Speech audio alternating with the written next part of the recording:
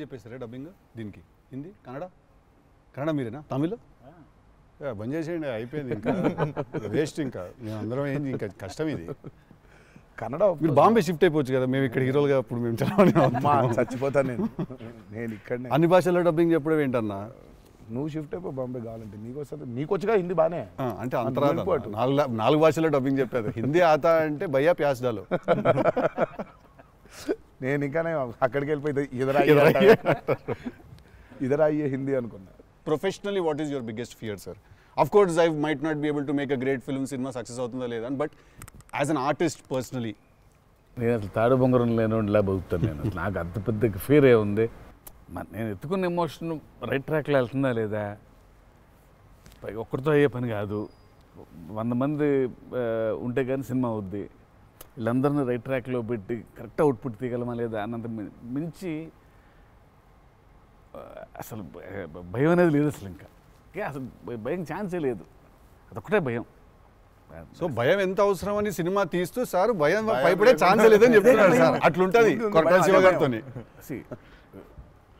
I'm accountable. Correct. నాకు ఇచ్చిన జాబ్కి అసలు ఆ ఒక్క భయం ఉంటే ప్రపంచంలో ఇంకెవరికి భయం అవసరంలా. ఆ ఒక్క భయం అడుగుతుంది. కరెక్ట్. ఇంకెందుకు భయం? So accountability. అదే కదా భయం అంటే. ట్రూ. నీకు పని ఇచ్చారు, నువ్వు ఆ పని చేసావు భయంతో, అమ్మో ఇది అవ్వకపోతే ఏంటనే ఒక భయం ఉంది. ప్రపంచం అంతా ప్రశాంతంగా ఉంటుంది ఎవడు పని అటు చేస్తే.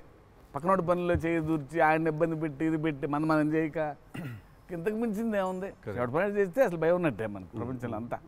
ప్రపంచం అంతా అంతేగా. నీ భయం ఏంటి? నా భయం అన్న ఇంటర్వ్యూ అనుకున్నంత గ్రేట్గా రాదేమో అని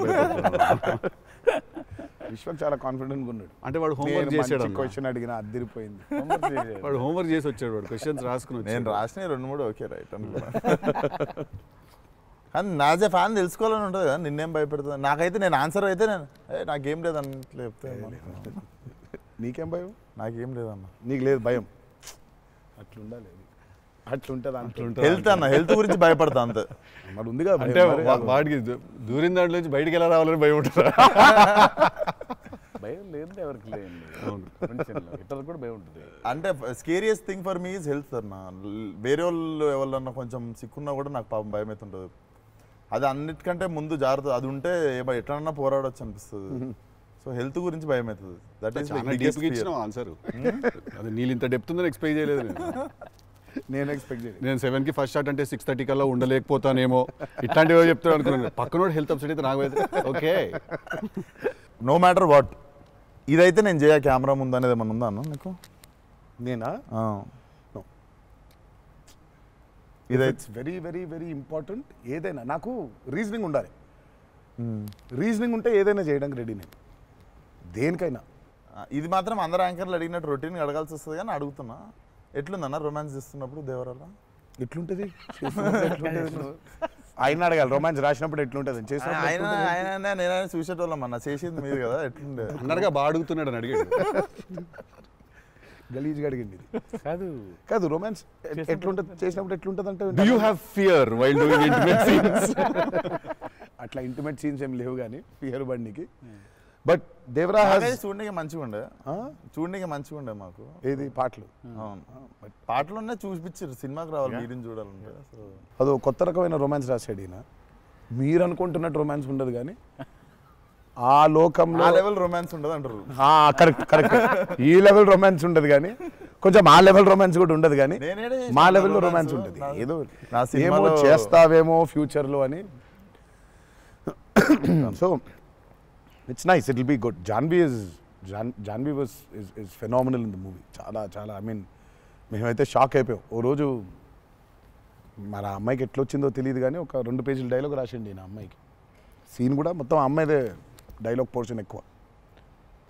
వచ్చి అలా టపటపటపట చెప్పేసింది. నేను ఒక్క సెకండ్ అయిపోయి శివ కూడా షాక్ అయ్యాడు, ఈ అమ్మాయి ఏంటి ఇంత ఫాస్ట్గా చెప్పేసింది ఇలా అని. సరే ఎందుకని మంచిది ఓకే అనుకుంటే ఒకసారి చెక్ చేసుకుందామంటే నేను ఇక్కడ నుంచి వెనకాల నుంచి ఇలా అంటున్నాను, అద్దిరిపోయింది శివ ఓకే అనే అని. ఫ్లో వెళ్ళిపోయింది మొత్తం. ఎక్స్ప్రెషన్స్, ఆ మధ్యలో పాజులు, మధ్యలో యాక్టివిటీస్ చేసుకుంటూ టక్కన లాంగ్వేజ్ ఇంకా గ్రిప్ దొరకని యాక్టర్కి అన్ని ఆ యాక్టివిటీస్తో చేయటం, ఆయనతో ఉండటం, ఆ పాజులు ఉండటం, ఆయన రియాక్షన్ మళ్ళీ పసిగట్టి మళ్ళీ మాట్లాడటం ఇంత కష్టం కదా. అర్థమైంది. Homework done. that I think she'll become very big. She's got that phenomenal talent. మరి obviously శ్రీదేవి గారి డాటర్ కదా, ఆర్క్ ఉండదు కదా, సో షీఈ్ ఫినామినల్. పాపం చాలా she put in a lot of effort, especially for that Daavudi song. పాపం she was hospitalised for about 4 or 5 days before discharge అయ్యి పాపం వెంటనే ఒక 2 days రిహర్సల్స్ చేసి వెంటనే she was very weak, but అయినా చేసి నేను ఆ సాంగ్లో అనుకుంటుండే అన్న, తీసుకుంది ఛాలెంజ్ పక్కన చేసింది మ్యాచ్ చేయనికే, కానీ మ్యాచ్ చేయనికే వెరీ గుడ్ జాబ్. వచ్చి 97, 96 మార్క్ దాకా వచ్చిండే ఒక్కొక్క దగ్గర. లేదు చాలా బాగా చేసింది. డెఫినెట్లీ అన్న. Janhvi will be a Khatarnak very good addition for Devra. And it's a very big love story which he wrote. So obviously మీకు పార్ట్ 1లో కొంత కనపడుతుంది, కరెక్ట్.